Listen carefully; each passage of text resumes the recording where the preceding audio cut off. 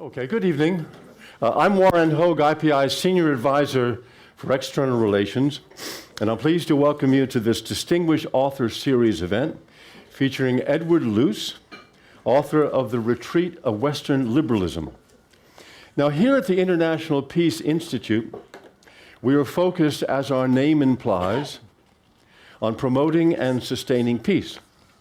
Consequently, our research, our publishing, our Global Observatory website, our extensive convening in this room, and the more than 40 books we have highlighted in this author series have taken up places around the world, many of them very remote places, where there is a dire need for good governance, greater social inclusivity, and respect for human rights and the rule of law.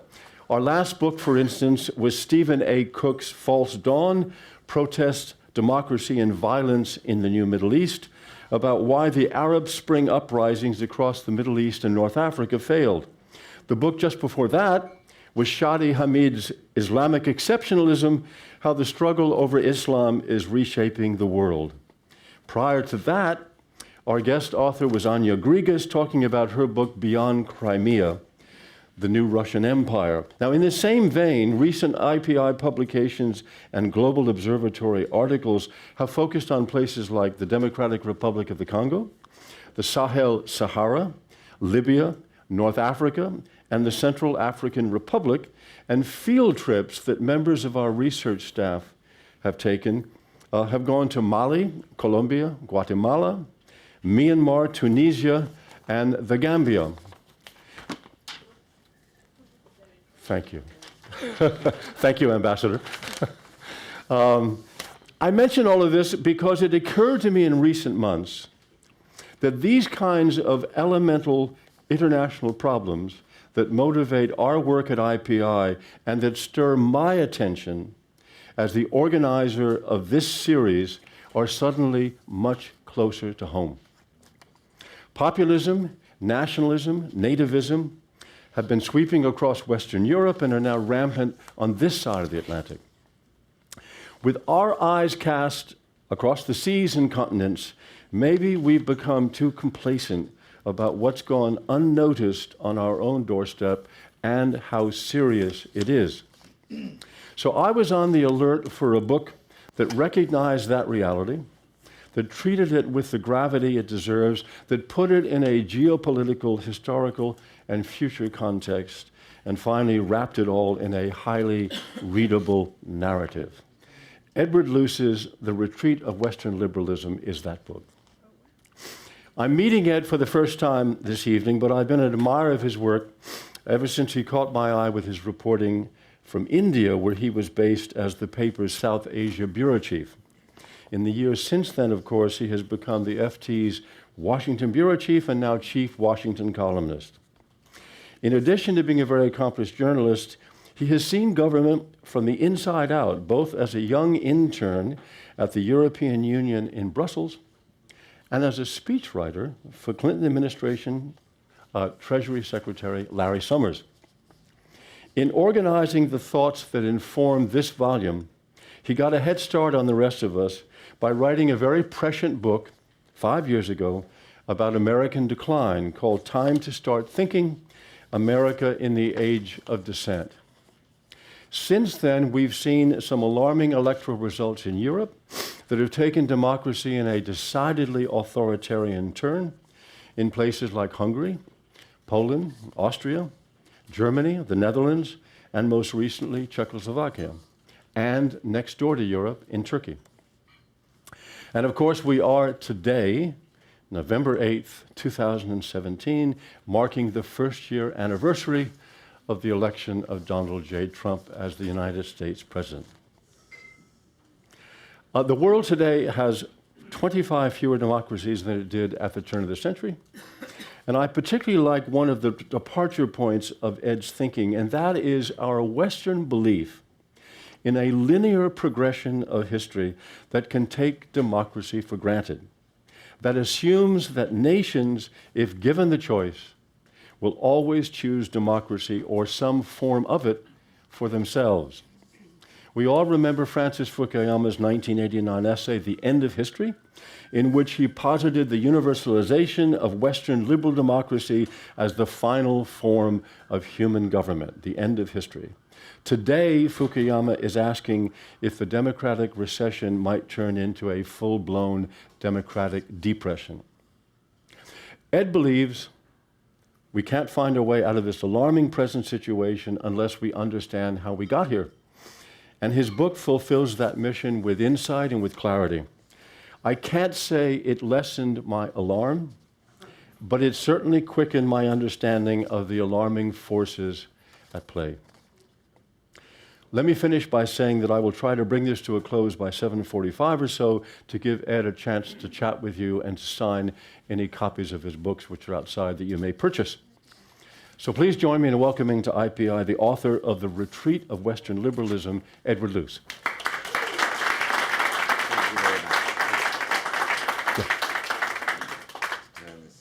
Turn yourself on. Am I on? Yes, I'm turned on. A green light, yes.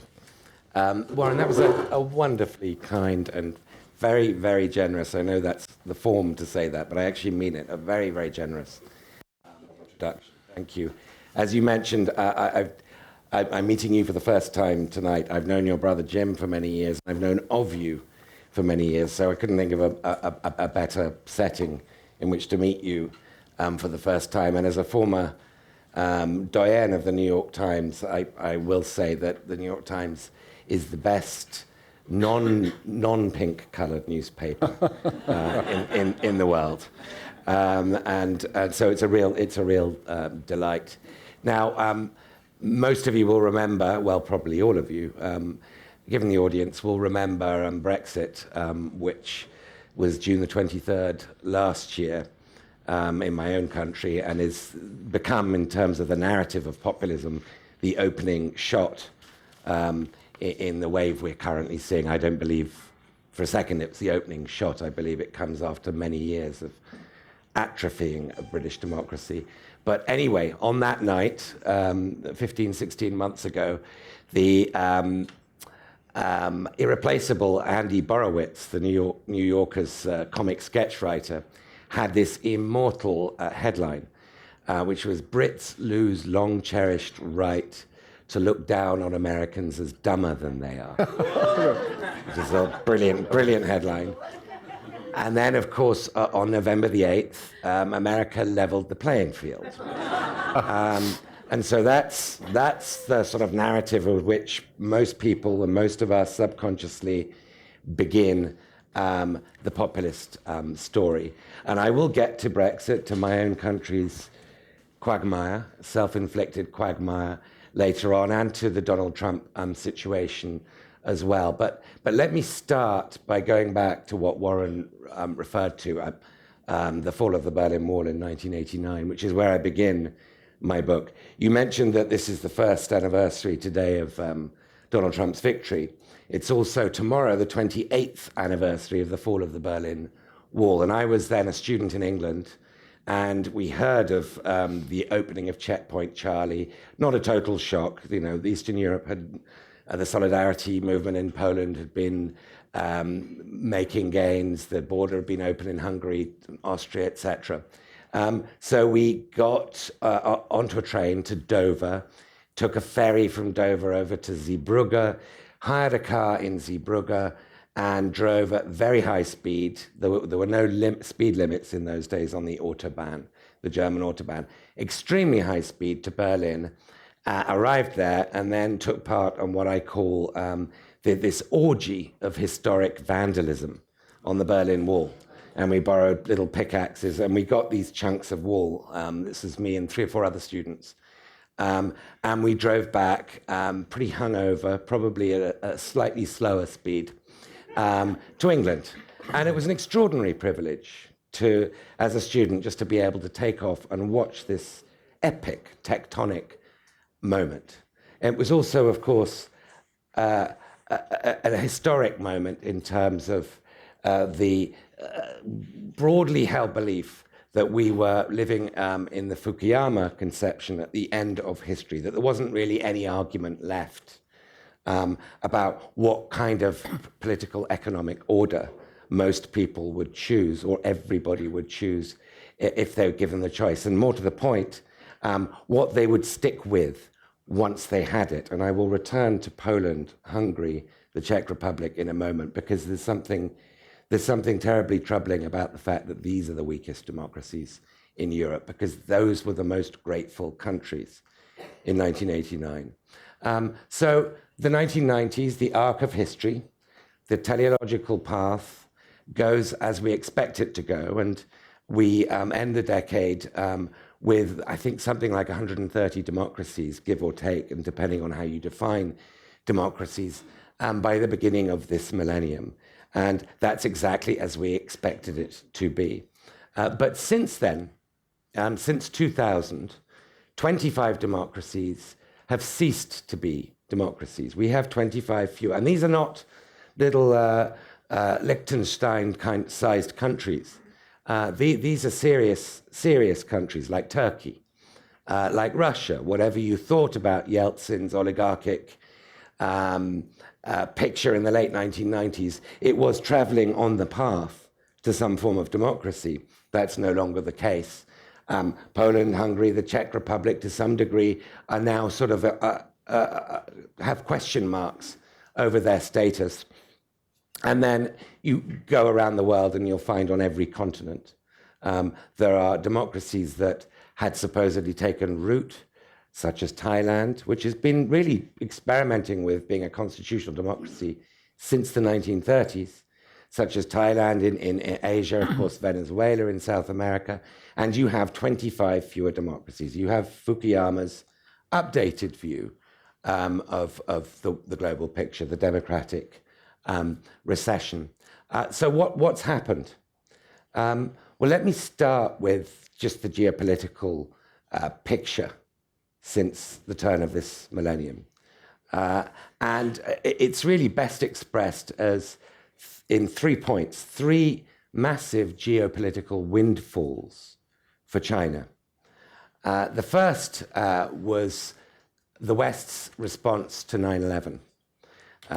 And by that I mean not just the watering down of some of the habeas corpus rights that are at the core of our political being as Westerners, the Patriot Act and so forth, and Guantanamo, and the damaging PR effect that had around the world, but more importantly, the Iraq War, which, of course, was launched on a pretext or a series of pretexts that turned out not to be true, and was launched in the expectation it would spread the, if you like, the virus of democracy to the Middle East, which obviously didn't happen. You mentioned your last author on the Arab Spring. I don't need to reprise what happened to the Arab Spring after 2011.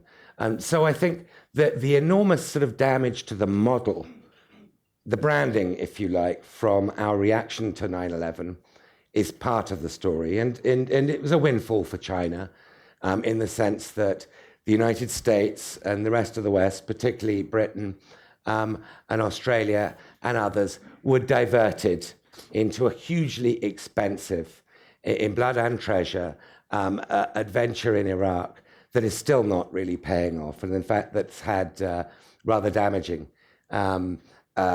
consequences for Middle Eastern stability. The second windfall for China was the 2008 recession, was the Lehman Brothers meltdown and what followed. And we call what followed a global recession, but in fact that's wrong. It was an Atlantic recession. It wasn't a global recession. China kept growing at near double-digit rates. It in fact had a much more rapid and efficient stimulus than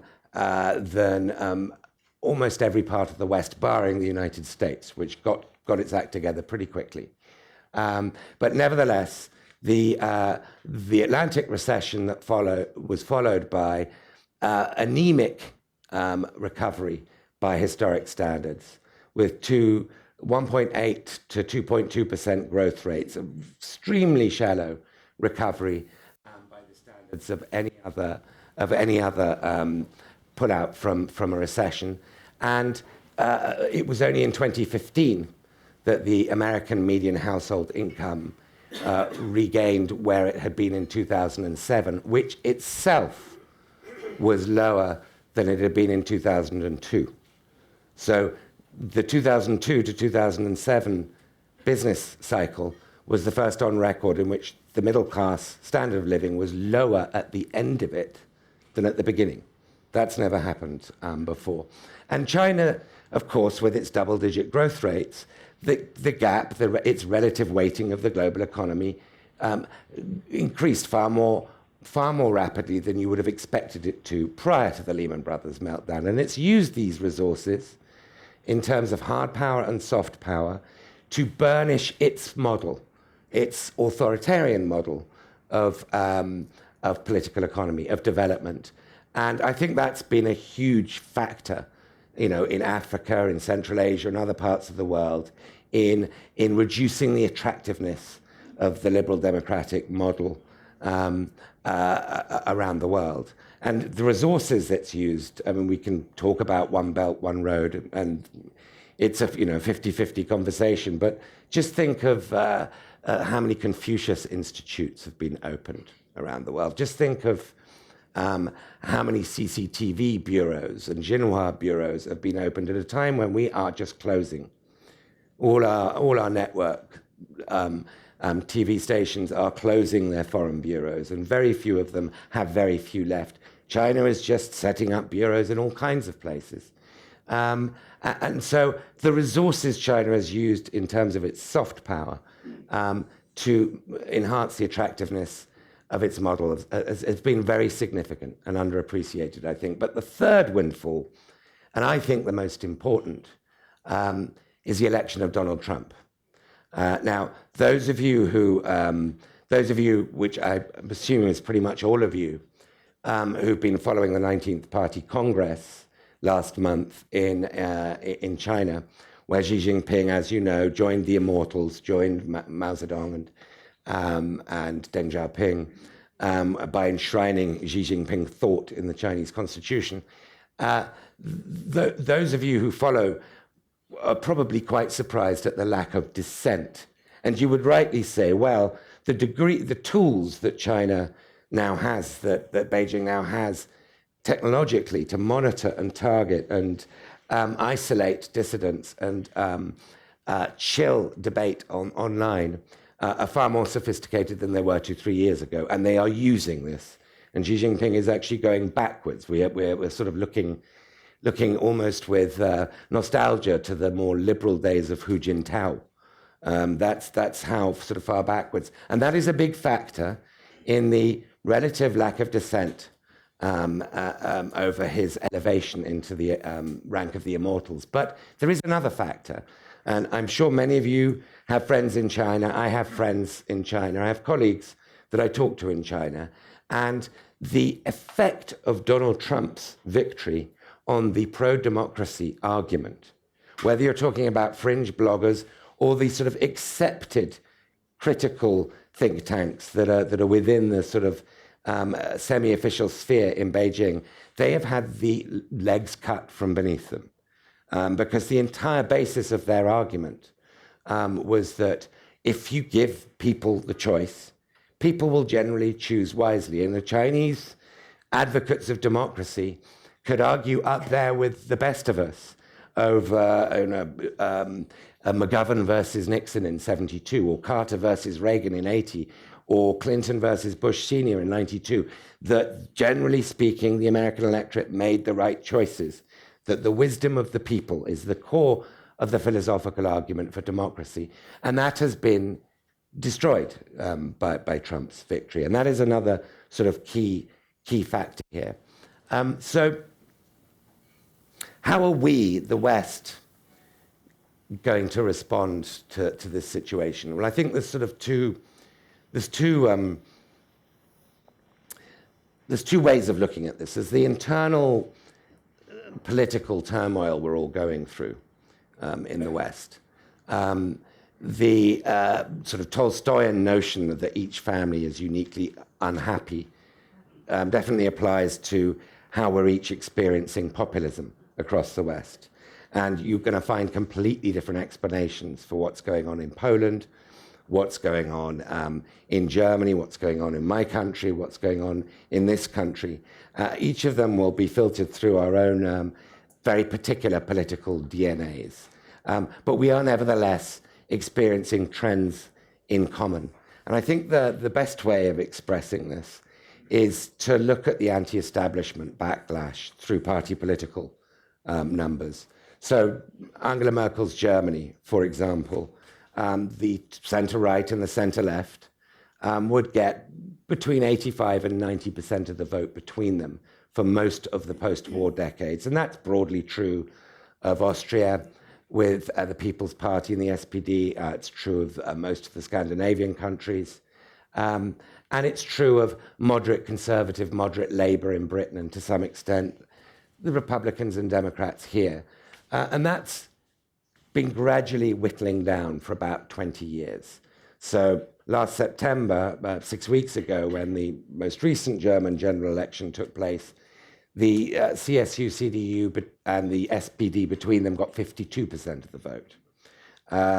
If you translate the primary votes of Bernie Sanders on the one hand and Donald Trump on the other into congressional seats, into legislative seats, then they would, between them, have a majority. Of course, they wouldn't be working together, but the populists of left and right would now be more than half of seats in Congress if this was a direct election.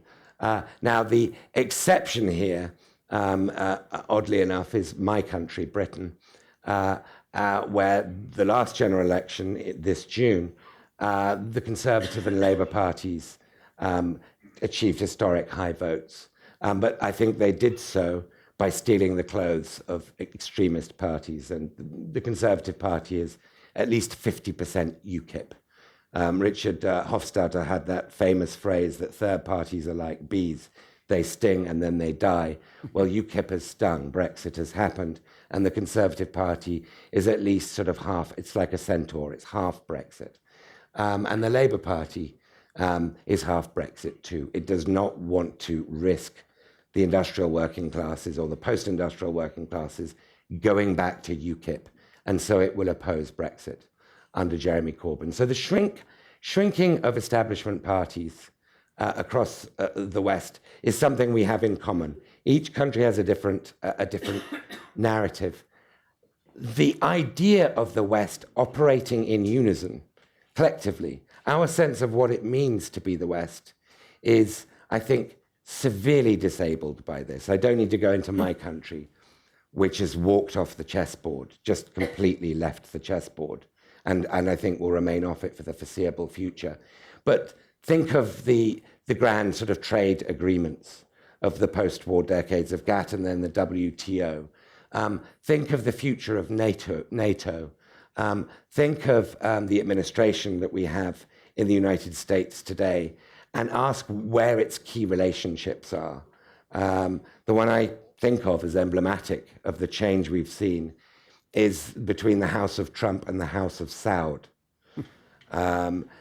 We saw 10 days ago, Jared Kushner visited Mohammed bin Salman in Riyadh, and they stayed up till 4 a.m., according to David Ignatius, at discussing strategy. And then a few days later, this sort of internal family putsch begins, last weekend, in fact, and it is ongoing. This is an extraordinary manifestation of what I believe is the decay in the values that underpin Pax Americana. And Pax Americana has always, the not dirty secret, the glamorous secret of it, is it's always been undergirded by the strength of America's alliances. And we have an administration with a lot of popular backing. Perhaps it feels like less popular backing after last night's very dramatic results in Virginia. I live in Georgetown, by the way, and I felt like this was Washington's vote, or at least the federal bureaucracy's vote against Trump. But the value of alliances is not is no longer held high. And so we are living in a very, very different period where others are rising, and where we don't really know how to deal with the dilution of our power. So let me conclude with a reference to my last book, which Warren very kindly mentioned, which was called Time to Start Thinking, America and the Spectre of Decline. In the US edition, it was called America in the Age of Descent. But I preferred the Spectre of Decline. And this came out in 2012, and Obama was looking like he was going to get reelected, which indeed he was. The US economy had recovered less badly than most other Western economies from 2008. And we all had an expectation that once Obama was reelected, that the Republican fever would break, as he was later to put it, that this whole goal of stopping everything he did to prevent his reelection would cease to have any logic because he would have been reelected.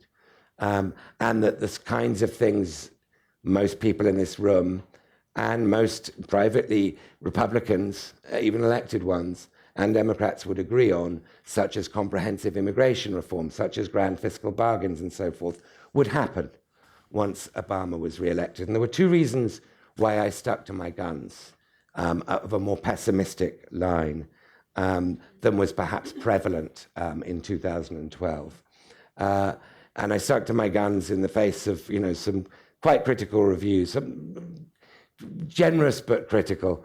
One in the New York Times, which said, "Time to Start Thinking should be renamed Time to Start Drinking." And the reason I stuck to my guns was twofold. The first was, in the words of the late American scholar Barrington Moore, "No bourgeoisie, no democracy." I saw what was happening to the American middle, as many other people did. And when you have a hollowing out, when you have a declining relative value, market power of the middle skilled, of our middle skilled labor forces, then you have, I think, a related hollowing out of the middle ground in politics. There is a polarization going on in the economy that is reflected in politics. And I won't go into all the economic numbers about median wage stagnation and income inequality, but just one self-perception number is worth mentioning, that Gallup asks Americans every year whether you belong to the lower class, the middle class, or the upper middle class. And in the year 2000, 31% of Americans said that they were lower class. By the year 2015, when Trump came down his escalator a few blocks from here, that number had risen to 49%. That was going up all century. That's an extraordinary number. That's an extraordinary, particularly in America, to have almost half the country saying they're not middle class. But the second, and I will conclude on this. No, continue on. The second reason was when people said, look, the Churchillian quote, "America always does the right thing after exhausting all the alternatives." And then they cite brilliant examples, world-beating examples that our freedom results from, such as America's response with the New Deal to the Great Depression, such as Pearl Harbor, such as Sputnik, such as the rise of Japanese industrial threat even in the 1980s, such as 9/11, not all positive responses, that the system rises to the occasion and responds with clarity and overrides the Madisonian sort of restraints that normally pertain and is decisive. And I agree with that. That's a very good summary of how America's system works. But the problems we're facing today are extremely complex. They're not like Pearl Harbor or Sputnik, unifying shocks that sort of galvanize bipartisan action and stir the system into decisions. They're very polarizing, fragmenting, quite subtle, overlapping trends and interacting challenges that are disabling our politics, are making it extremely difficult for any kind of consensus building to take place. And I believe that is getting worse, not better. There is an extra trend that is very important and very little understood, and that is the impact of technology on politics. We're all, I think, much more aware than we were 2-3 years ago about the impact of technology on the future of work, and on the relative labor value of the middle skilled, and the declining labor value of the middle skilled.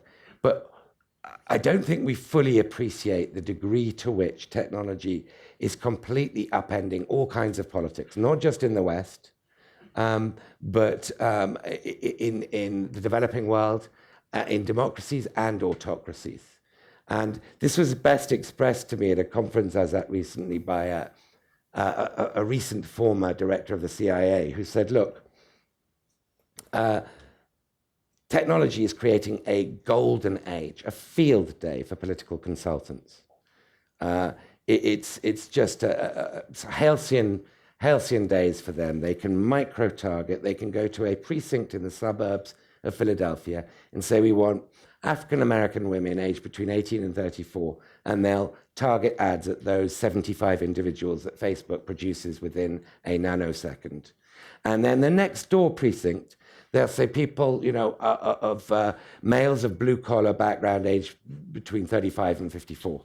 And they'll get 49 people, and they will target a completely different message, the same campaign, to these people. This is a golden age for political consultants. And one of the reasons it's underappreciated is because it's changing so fast. None of us can sort of keep pace. And there's stuff going on right now that we're unaware of. On the other hand, this very same technology is making the business of governing more and more difficult.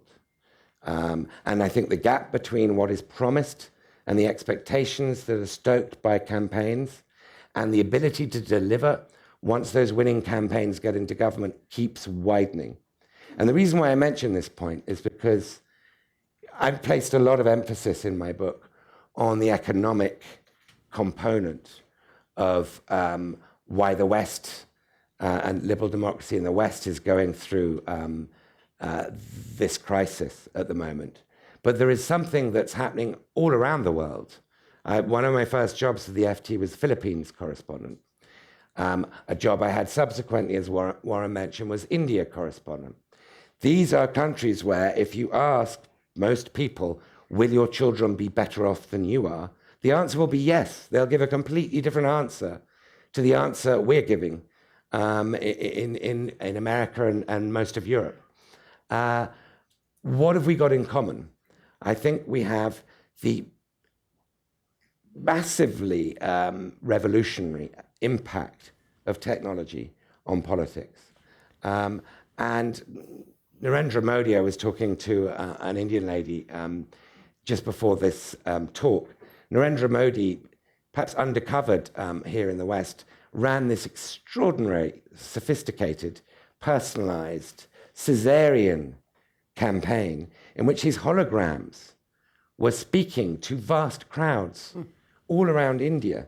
Very, very lifelike holograms, simultaneously to live mass crowds all around India.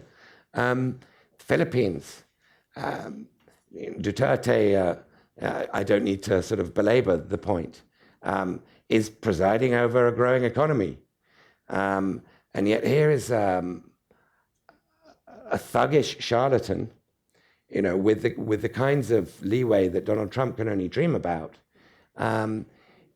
conducting these extrajudicial killings with 85% approval ratings. So there is something going on in terms of technology, the destruction of the gatekeepers in my profession, but in terms of parties and party bureaucracies, and in terms of governments, in terms of how we think of governments and the expectation of delivery that we want from governments. That is a global phenomenon. that is over and above the economic malaise that the middle of our societies is suffering. So I don't want to leave you with a time to start drinking or sniffing glue impulse. My publishers wanted me to call the book "The Collapse of Western Liberalism," and I successfully, happily argued that it has to be Retreat. And the reason why I insisted on Retreat is because that implies the possibility of regrouping. And I can't predict what's going to happen. We can talk about the structural trends, but I believe that the more we understand why we've got into this situation, the more we understand that social peace might come at a slightly higher price tag than the current tax bill on Capitol Hill might imply, the more we sort of probe for our own motives as at least cognitive elites and understand the role of social capital in how people get ahead or don't get ahead, I think the likely we are to revitalize Western liberalism. But I'll leave you with one final thought, and that is Iran. There is this sort of cycle of human drama. And Iran has very recently been through 2 terms of a clownish charlatan, Ahmadinejad, who entertained people, who satisfied their prejudices, who trolled the Western elites, if you like, the liberal elites of his country, just as well as Trump is trolling New York Times, the fake New York Times. And a kind of exhaustion set in, as it did, although I hope that will remain the case, with Berlusconi in Italy. And so I believe there is a natural cycle of pantomimes have a certain time limit, and then people get bored. What I hope is that their boredom will lead to the kind of turnout that we saw last night, and the kind of sort of political awareness that we've been seeing in the last few months. Can't guarantee that. It could be worse. The great sort of silver lining of the Trump administration is the president's incompetence and his just lack of interest, really, at pursuing. Equally, we could have a more competent version of Donald Trump. I don't know. I won't predict. But I do sort of sense that I'm probably sounding quite didactic and confident of myself. I do sense, and understand the need to point out that we don't know what's going to happen. I didn't anticipate Brexit would happen. Trump was less surprising. And so some intellectual humility is in order, and I've got a little bit more of it than might be apparent to you from this talk, which is my way of saying I'd love to hear your questions, and if you want to vehemently dispute anything I've said, all the better. I enjoy some back and forth. Thank you very much. Thank you, Ed.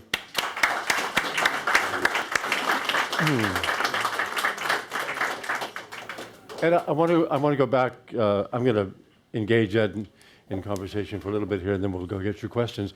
I want to go back to China because when Antonio Guterres became Secretary General here, the first job he faced, as any Secretary General faces, is to deal with the United States. Whether we like it or not, the most important relationship a UN Secretary General has is the relationship with the United States. And obviously with Trump preaching against multilateral diplomacy, against international cooperation, he knew he had a problem. And he couldn't criticize Trump directly. No Secretary General would do that. But he said something else, and it was evident to everybody what he was saying. He said, be careful, because other countries may step in your place. And of course, he was talking about China. If we follow sort of the pessimistic Ed Luce theory, and the United States continues to yield space and opportunity, will China occupy that space? So something I learned quite recently is probably well known to all of you, that China has more under-secretaries general at the UN now than any other country. And these aren't the sort of wooden, scripted Chinese diplomats of old. These are highly Western educated, fluent diplomats with leeway. China is, investing a lot in existing systems as well as setting up parallel ones, which is interesting. It's a pragmatic power. I don't believe China is capable of filling America's shoes. I don't believe we're going to get a China hegemony. My fear is not that China will replace American power, but that chaos and competing regionalisms and a breakdown of a global order will replace American power. That I think is far more likely. The difference, as I mentioned, emphasized earlier, America's power is magnified by alliances. China, I believe, has one treaty ally, which is Mongolia. And it's not a universal model. It doesn't pretend to be. The Middle Kingdom conception is very different from the American exceptionist story. People don't try and, they're not encouraged to emigrate to China. There is a China dream now, a Chinese dream that Xi Jinping has coined, but that's for Chinese-born Chinese. So I just don't believe China is equipped or configured to think and act like America, and even if it were, to command the kind of global consensus that America can at its best, which is not now. So I don't think that's going to happen. My fear is actually something in a way that might be worse, which is uncertainty, chaos, massively rising risk, radical uncertainty, as they call it in markets, about what the rules are of the world we live in. And Europe, I can tell from reading the book, you think Europe has less of a chance even than the United States has, that Europe has lost its ability to project beyond its own region and to have power. Certainly Britain has. But Europe as a whole, is the European idea going to work? Is it going to continue? Are we going to have more Brexits? Are we going to have collapse in Europe as well? I meant to say chaos in Europe as well, not collapse. The Eurozone, the Eurozone's looking better now. I think if Brexit had been held this year, with the European growth rates being a little significantly, not that much, but significantly higher, it might perhaps have gone the other way because Europe's looking slightly less pallid and anemic than it was a year or two ago. But the Eurozone is structurally flawed. Germany is a pragmatic power in many respects and a very welcome one. I mean, I made a joke in a column earlier this year that the leader of the free world yesterday met Donald Trump for the first time, and that was Angela Merkel. But in terms of this sort of what I call the sadomonetaristic rules of the Eurozone, this is needlessly destructive of the Club Med. Economic prospects and also of its loyalty to the European Union. Italy is the sort of big weak link in the chain there. So that's what I would worry about. Macron is the glass of champagne half full. And he has reached out to Angela Merkel and said, we want to overhaul the Eurozone rules. And I think Angela Merkel was ready to do that. But I think the general election's been a setback, and we still don't have a government in Germany. This so-called Jamaica coalition is a very disparate, incoherent bunch of parties. And it's going to be harder for Merkel, given that 1 in 8 Germans voted for a far-right, not neo-Nazi, but extreme right party, and that they're going to pick up a lot of whatever benefits of the failure of Merkel would produce for them. That's going to make Merkel much more cautious and and inclined to stick much closer to Germany's DNA. And Germany's DNA is fiscal rectitude at all stages of the cycle, even if it's pro-cyclical. And what is the appeal in your mind? You are a European. Actually, when I lived and worked in Britain, I used to be challenged sometimes on the BBC, always by someone like Andrew Neil or somebody about whether I thought I lived in Europe or not because I lived in Britain. And when I said I thought I lived in Europe, they'd all fall about, there'd be guffaws around the studio. But I consider you a European as a Briton. Thank you. And what's the appeal of autocracy? Is there a sense that a lot of people think that autocrats can simply get the job done better, that democracy is too messy? Is that why so many European countries are going that direction now, if not all the way to the far right? We have the case most recently in Austria where the center-right party adopted some farther right positions and won. Yeah, it did. The Freedom Party. It's funny that people have been most alarmed by Germany because Germany is Germany with its history. But if you look at all the results, starting with Brexit, if we start the clock then, right through to the Czech Republic's elections recently, then Germany is by far the best outcome. Mm-hmm. It's the one where the populists got the least. France is supposedly the best outcome. But Marine Le Pen's party got 34% of the vote there, as against 12.5% in Germany. It's just a difference of political systems and what that translates to. I think that we are, across the West, more vulnerable to an authoritarian, to these sort of Caesarean solutions than we were 10, 20 years ago, a generation ago. Because of something that political scientists and sociologists have studied a lot, which is when local community ties and bonds, the bowling alone phenomenon, when they start fraying and people become more atomized, they tend to become more susceptible to authoritarianism. Oh. And this is pretty good data on this. There's pretty good science on this now. And so the lonelier people feel, and I sort of present this perhaps in too simplistic economic terms. It's about more than just your income if you lose a job. You're losing your identity. You're losing your dignity. You're losing your position in the community. So when people talk about having a universal basic income, I'm not sure they're really addressing the problem. If you look at unemployment in the United States, for 6 months, people are okay. After 6 months, when they start to drop out of the labor force, all the social indicators, divorce, depression, suicide, the opioid problem, all of those start skyrocketing, but their income hasn't changed. What's changed is their sense of being needed. They don't feel needed. And I think what we're seeing across Western societies is a death of the old, but not yet an invention of the new. We need to find new ways of binding people in and making them contribute and feel like they're contributing. And whilst that isn't the case, our susceptibility to authoritarian, just cut through this bullshit kind of politics is going to be high. Let me just ask you one last thing about Europe, and that's nativism. The state right now of immigration policies in different countries in Europe. There are several countries like Hungary. The Austrian election, they adopted a more stringent attitude about immigrants than before and won that way. Hungary is just absolutely absolutist about it.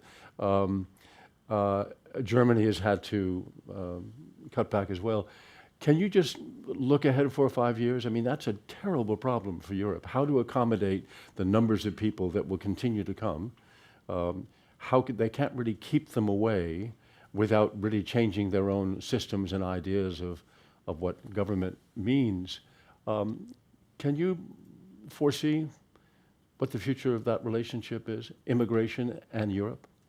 So Viktor Orban, Hungary's leader, got one thing and one thing only right, and that is you can't have an internal free movement of people if you don't have an external border. Mm-hmm. And I think he's right about that.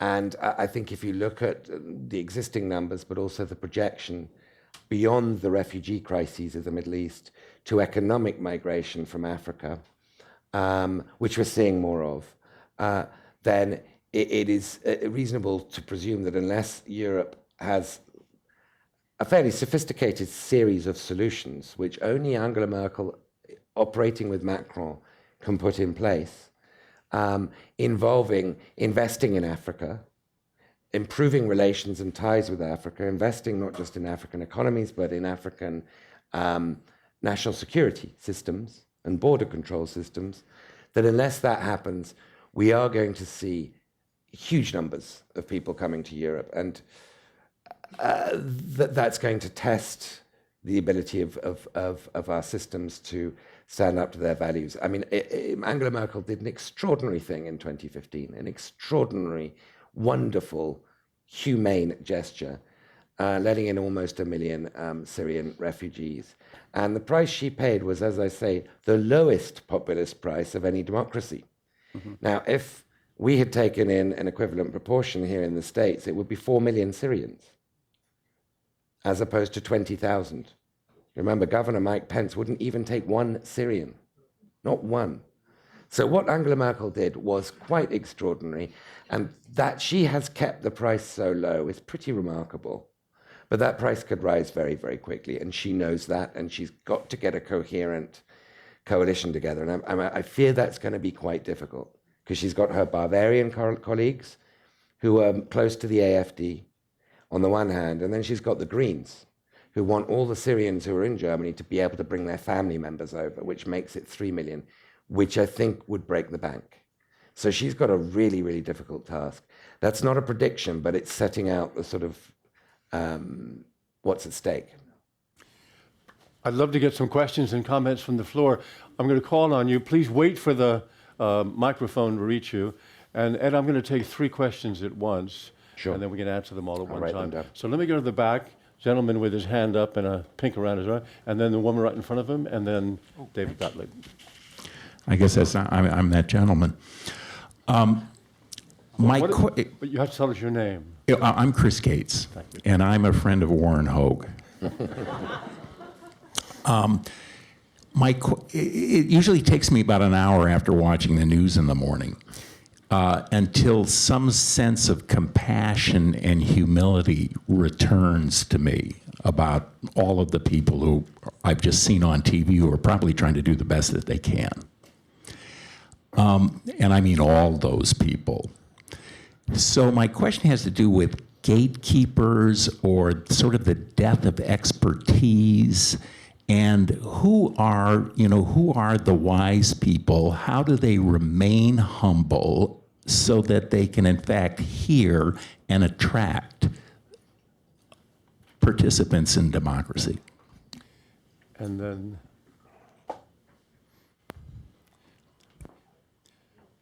microphone?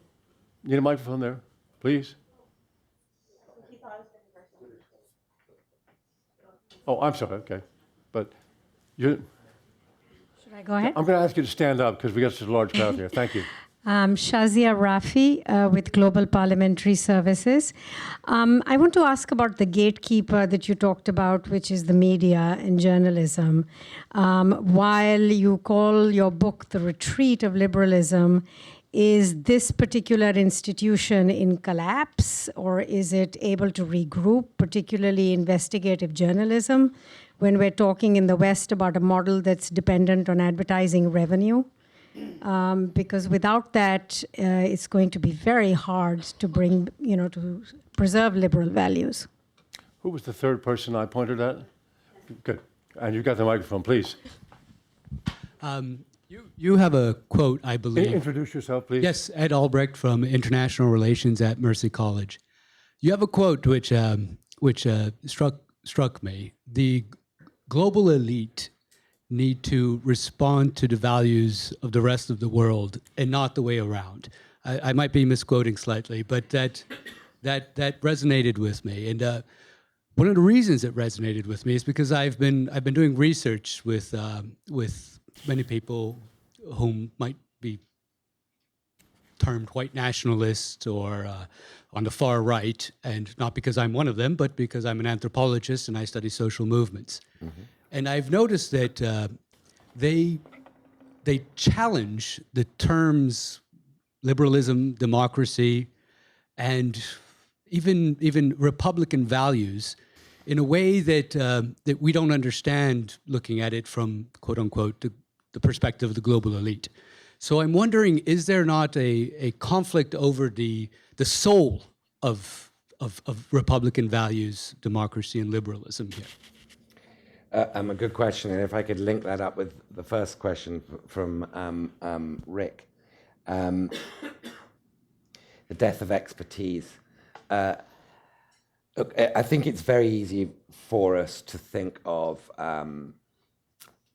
people who voted for Brexit and for Trump as deplorable, and as sort of, and I'm not implying this was that this was implicit in your question, but a lot of people do talk about idiocracy and how, and all of a sudden this old Churchill quote, your faith in democracy wouldn't stand 5 minutes conversation with the ordinary voter, and everyone's like, they're all idiots. And the experts have somehow been discarded. And I think we have to remember what the track record of expertise has been this century, the Iraq War, and what was forecast, the efficient market hypothesis, and the fact that the brainiest of brains, from Greenspan downwards and Bernanke downwards, did not foresee a situation where market pricing wouldn't be anything other than accurate, because by definition it had to be. And a litany of other sort of events that damaged, I think quite understandably, people's faith in what their technocratic elites, for want of a better term, had told them.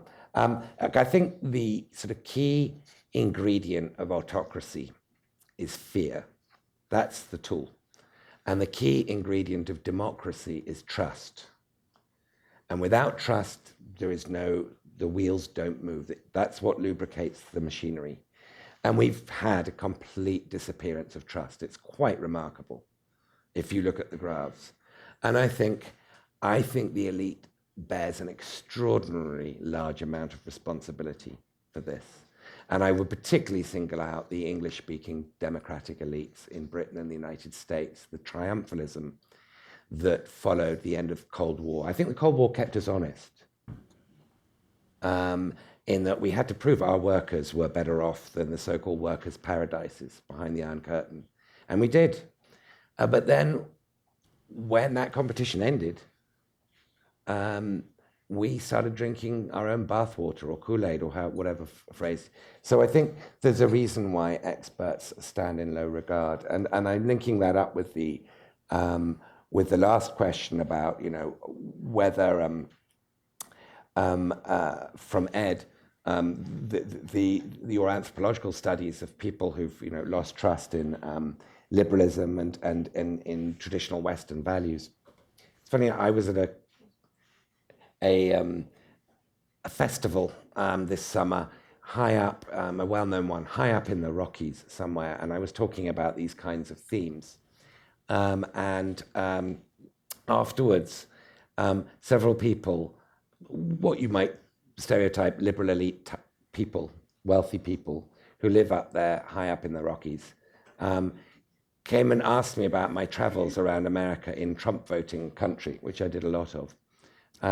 As if I were Margaret Mead and I'd just come back from Papua New Guinea. And I think, and this links up with Shazia, is Shazia correct? Your question. The media isn't in claps. I mean, we're having a bit of a boom. The Financial Times, the New York Times, our subscription rates have actually been, the demand for non-alternative facts has soared since 2016. So we're undergoing a bit of a boom. But just as democracy is based on trust, it needs a public square. And there isn't a public square anymore. There are lots of different squares. And there aren't even connecting pathways between them. So we have to reimagine what it is to have a public square. Because unless you're sort of operating on the same turf, you cannot have trust. You're always going to think stuff's being fixed by other people and they're all deluded and they're all immoral or they're all corrupt or whatever it is. We have to have a public square. And that's as much a technological problem as anything else. But the FT is doing very well, thank you. Can I just make a little parochial response to that, too? Yeah. Last year was a dreadful year for those of us in the mainstream media. I mean, we absolutely missed it, particularly missed the connection, the understanding of the people who felt left behind by globalization. We just didn't get it at all. And it was dreadful for those of us who are from that media to kind of live through that and experience it. I mention that because it's been absolutely wonderful since then. When I was a foreign correspondent for the New York Times, and I woke up in the morning, the first thought I had was, what is my Washington Post counterpart doing right now? The competition was that keen. And that's come back now in full force. The Post sadly faded for about a decade. But now with Jeff Bezos' money and Marty Baron's editorship, and you now have sometimes on my phone in the same day exclusive stories from the New York Times matched by, or not competed by, the Washington Post an hour later. The beneficiaries of that are us, the readers. Those stories, while Trump and his people complain about them, they've not disproved them. They've called them fake news and whatever. But it's great reporting, and it's restored my faith, and also the New York Times, happily, we don't have Jeff Bezos' money, but we did have a very good third quarter report recently showing that the digital subscription way of building revenue is working. I mean, we'll never have the kind of money we used to have in the 80s where the first page, the second page of the New York Times was Bloomingdale's, the third page was Saks Fifth Avenue, the fourth page was Lord & Taylor. That's gone. But there is enough money now that the paper is making money, and it's making money, and it's still practicing, I think, superior journalism. Absolutely. Anyway, I just wanted to throw that in there. Please, other questions? David, and then wait for the and then John Hirsch, Hi. and then I need a third, right here in the front row. I'm David Gottlieb, a friend of Warren and Olivia's.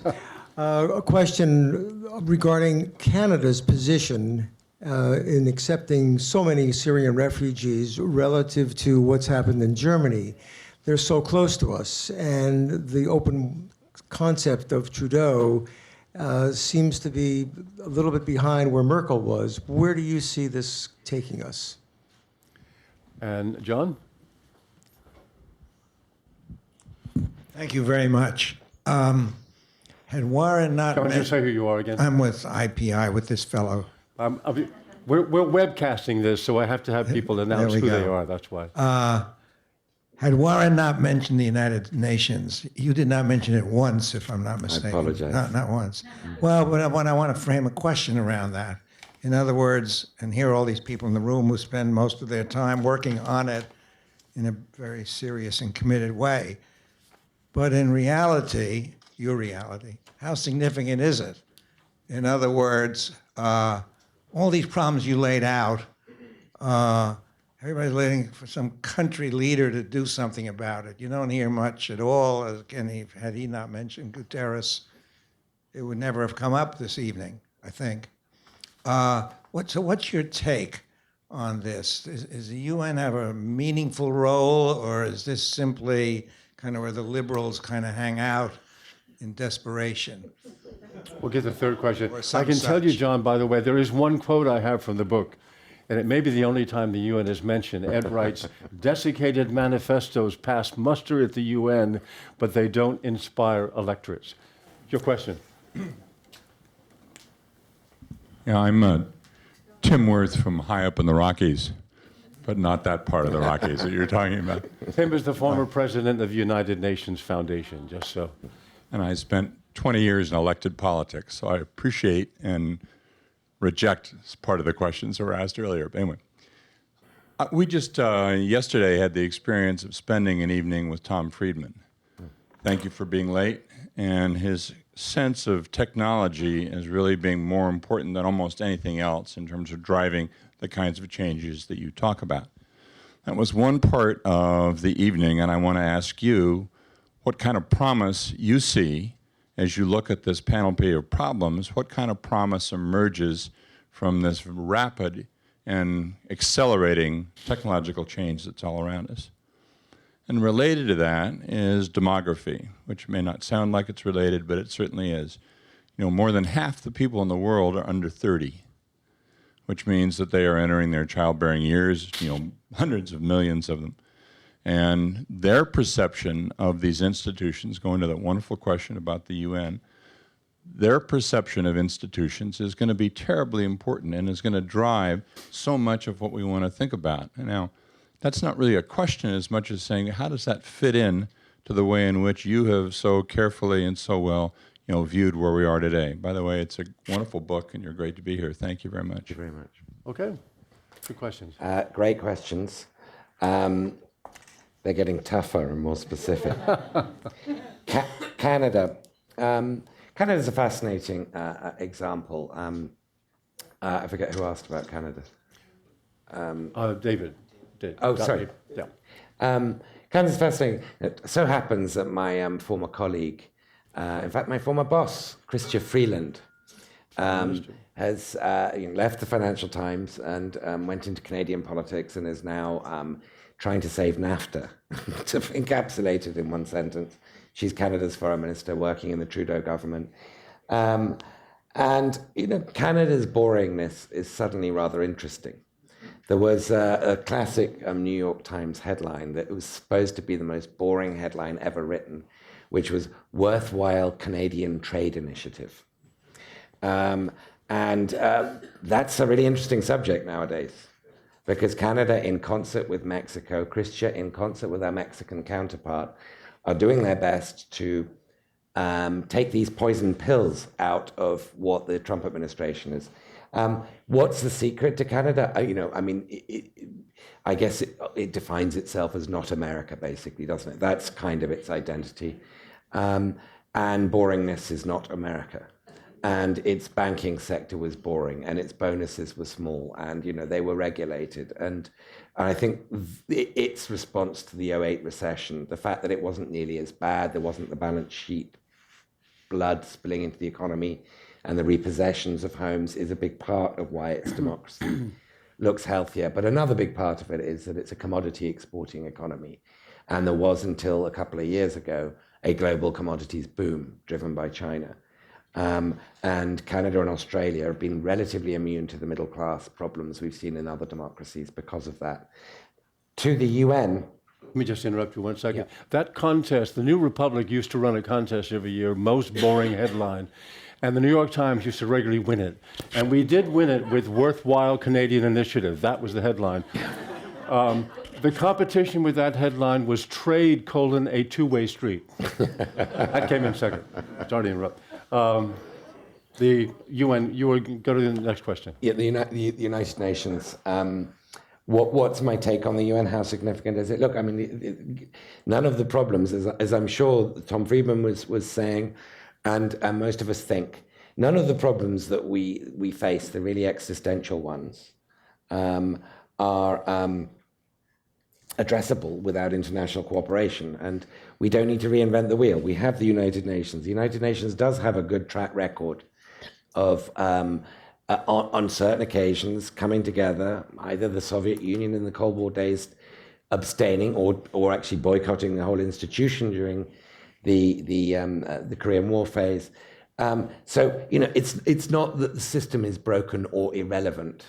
But with my limited knowledge of the United Nations, I think I do get, unless I'm wrong, that it's based on how governments act. And so the primary constituent here is still governments. And we have to start with our politics. And we have to rebuild within our societies a politics that understands the increasingly urgent importance of international cooperation. And that applies regionally too. I did, and Warren mischievously quoted my desiccated manifestos might pass. This was me saying, Hillary Clinton is not going to win with an internal UN memo. And that's how her 41-point plan on her website read. All very worthy stuff, all painstakingly consulted. And it's great the UN does that. But it doesn't win elections, particularly not in these times. So the UN is very important. I have no wish to downplay the UN. The promise of technology. Look, so the broader context of the world we're living in is a really, really positive one. We are living in an age of extraordinary abundance. Something like 200,000 people a day get clean drinking water who never had it in human history. And something like that number gets electricity every day who've never had it before in human history. We've exceeded or pre-delivered on the Millennium Development Goals and now setting newer, more ambitious ones. So if you think of, the broad global condition of the 85% of humanity that is not part of the West, basic technology is the principal story there. I mean, social media is, a whole nother phenomenon. What's the promise of technology? Keynes wrote about this. Keynes wrote about a society where there was such abundance we didn't need to work. Now, he was being frivolous. But if we have proper politics that can invest our surpluses a little bit more wisely, and dare I say it, equitably, then I think we will understand more, far more than we do now, that we are living in an extraordinary age of plenty, and technology is absolutely critical to that. We don't need to work the way we used to work. Women in the developing world don't need to break their backs. And that's the sort of level of technology that most people are experiencing. It's such, the word technology used to be a silo. Now it's everything. Now it's sort of everything we do. And so it's hard for me to sort of, sift out that word and sort of deal with it independently. It is everything we do. Let me just ask you Yes. to comment on the demographic side, too. Oh, I'm sorry. Everything gets accelerated by this change, by the demography of the world. Everything is going to be accelerated. And the youth bulge. No. So China's population, I believe, is going to peak in a few years, and they've now sort of hurriedly undone the one-child policy, and population showing no signs of.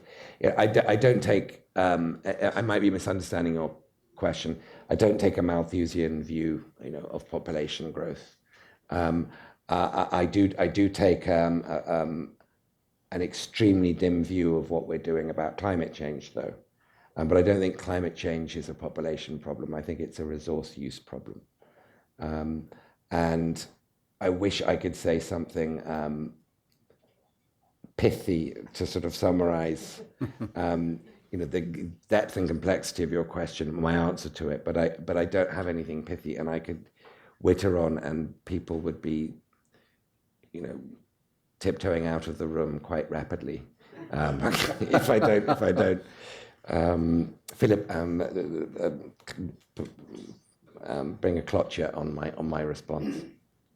We'll take some more questions. I should say, by the way, that of all the authors we've had here, I think Ed is probably the pithiest when it comes to the length of his book. The book is just a little over 200 pages. Right. And other ones I've had here have been, and you say at one point that one can read it in 3 hours.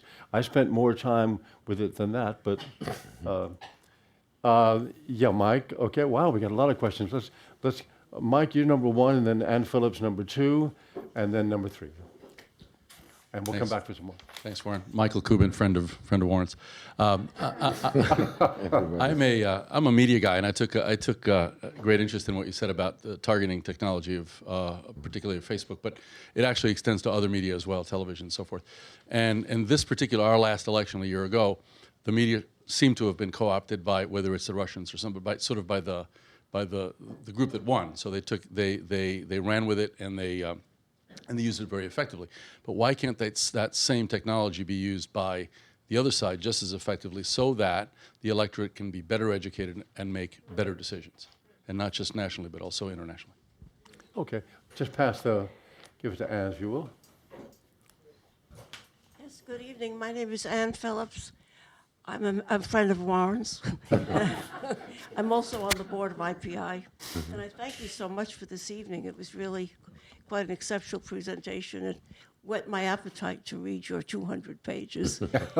Now, I'm a little fearful. I didn't hear your first friend's question too clearly, so I'm afraid I may be repeating. And if I am, just stop me. I have two concepts that I just wanted to refer to and have you speak to, if you would. The first is that I think it was Aristotle that said when you have an uninformed population, you cannot have a democracy. And the fact of the matter is that 80% of our population in America gets their information, does not read the newspaper, and gets their information from their local television. So I think that conveys the degree of how well informed they are, or how poorly informed they are, and which may explain some things. And the second concept that I wanted you to talk to is the concept that when you have an oligarchy, you cannot have a democracy. Like in South America for years, the oligarchy, and what's going on now in Russia. And now with our 1%, I don't know if we can really call it an oligarchy, but very quickly it's assuming a role of an oligarchy, and I think that may be interfering to a great extent. So I'd like you to address those 2 points if you would. And I pointed at a third person, yes? There we are, good. Yeah, good, just stand up. Roma Bhattacharjee with affiliations to both the United Nations and Oxford University, but I speak in my own capacity this evening. Thank you for an absolutely riveting evening. I would love you to teeter on and on till, the next century. It was just fabulous listening to you. We're all grappling with these very complex problems, and I really come to this from the perspective of someone who's trying to understand the world in which I live. So the first thing I wanted to ask you is there is a whole literature on the erosion of the common public good. I'd love to have your views on that. The second thing is the analyses with which we look onto the world. I come from a development background, and there is a literature where people are looking beyond the nation state, because I've worked in countries which control less than Times Square. The government controls less than Times Square. And the notion that they're looking at is horizontal inequalities, again out of Oxford University, but the whole notion being that perceptions of group inequality matter. And when we talk about group, we're talking about broad notion of socially constructed groups. And when inequalities occur simultaneously along the social, political, and economic level. And it's about perception. You were talking earlier about the importance of perception. And I want to connect that up with a lot of countries are talking about the left out. I think that's a beast we need to understand. It's not a purely economic left out. It's not a political left out. It has something to do with technology. It's something to do with, I think, a simple notion of having a stake in the future. There are people in all societies that appear not to have a stake in the future. So I wonder if some of these things also would be relevant to the discussion this evening. Thank you so much.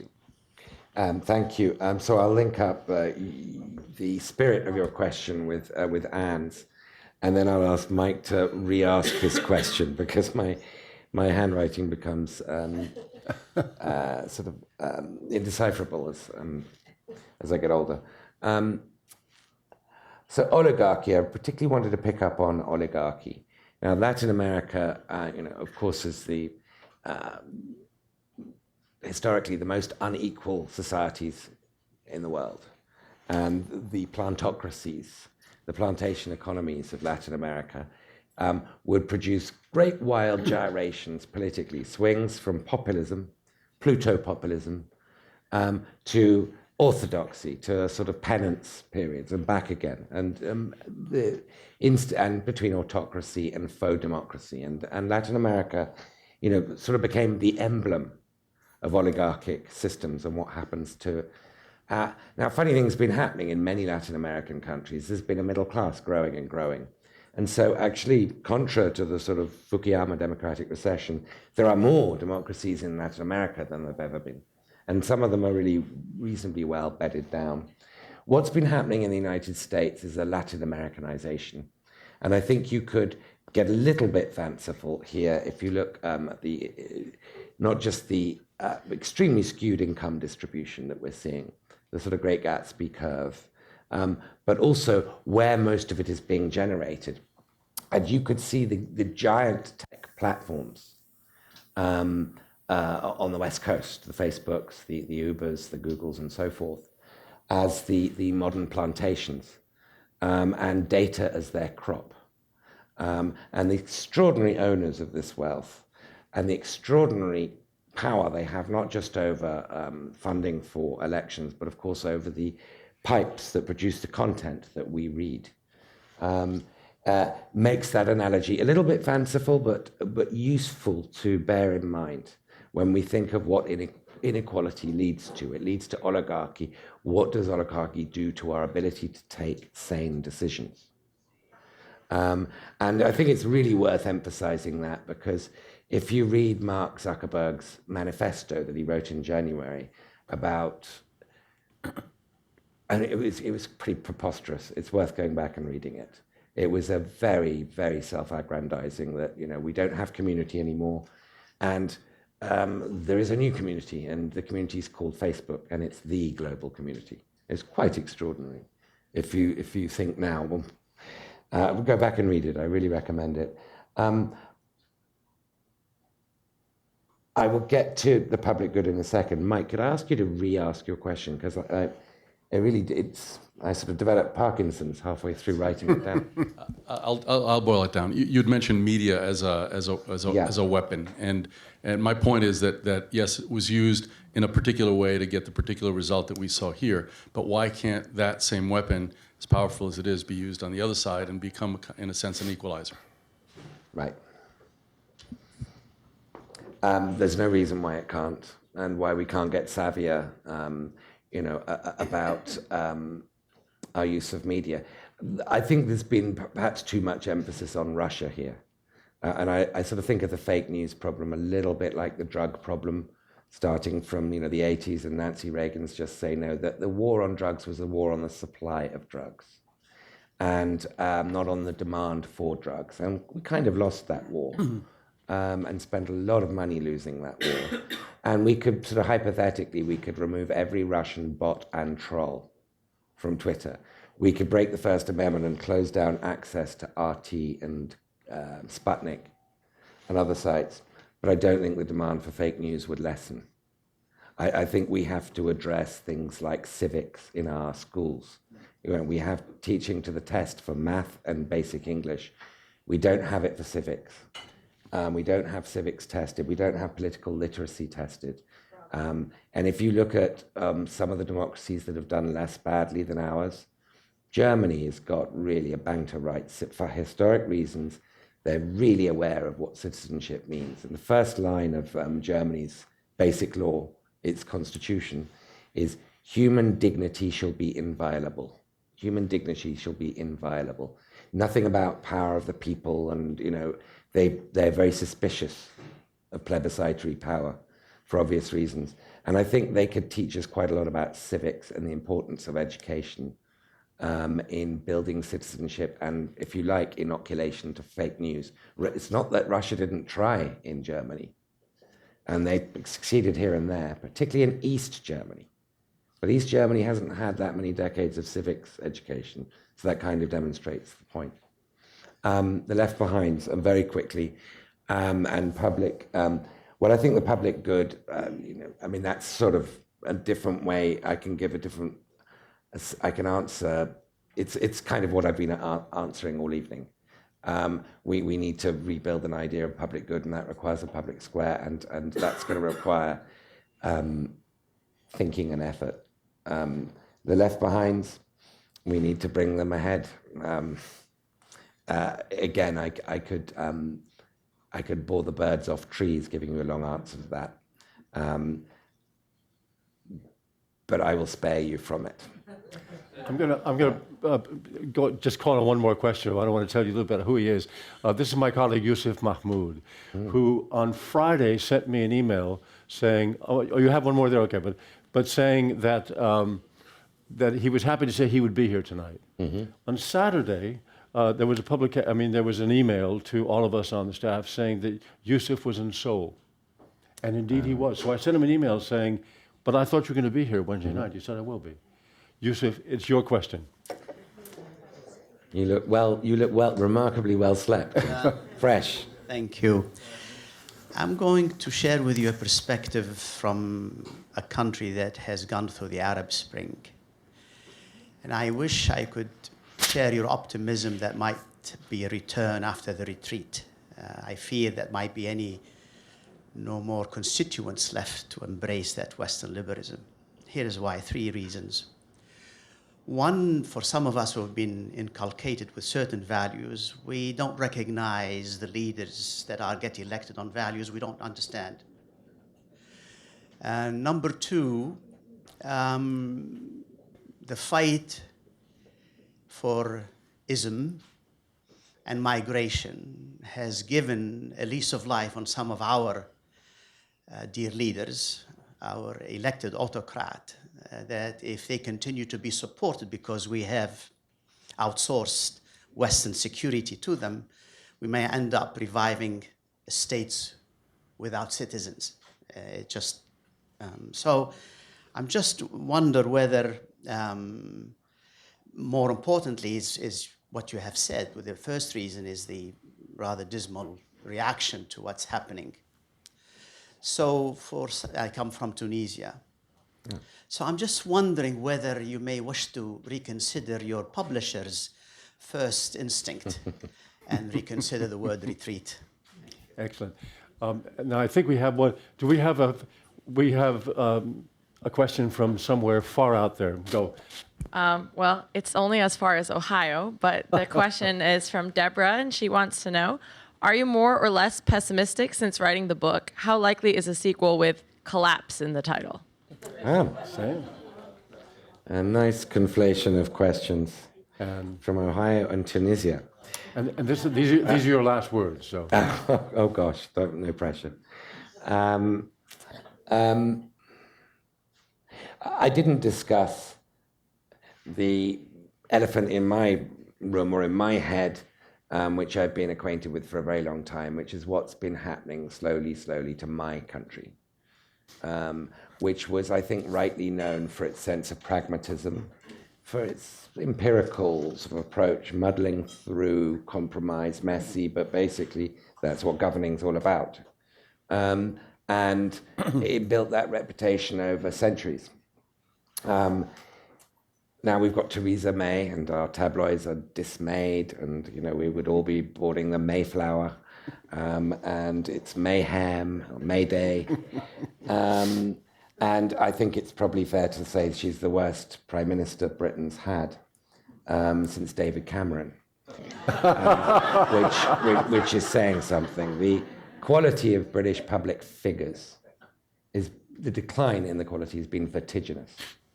When I was doing A-levels, when I was at university, there were some really big sort of beasts in the jungle. There were people who'd fought in the Second World War. There were people who understood the seriousness of public life.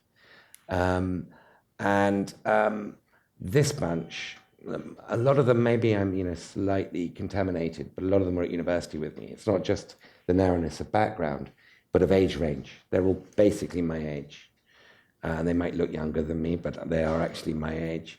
And none of them have worked abroad, with the one exception that proves the rule of Boris Johnson, who was the Daily Telegraph's correspondent in Brussels, basically lampooning everything European. That was his job, that was his platform. The Foreign Office had a whole unit dedicated to rebutting Boris Johnson fake news before we invented the term fake news.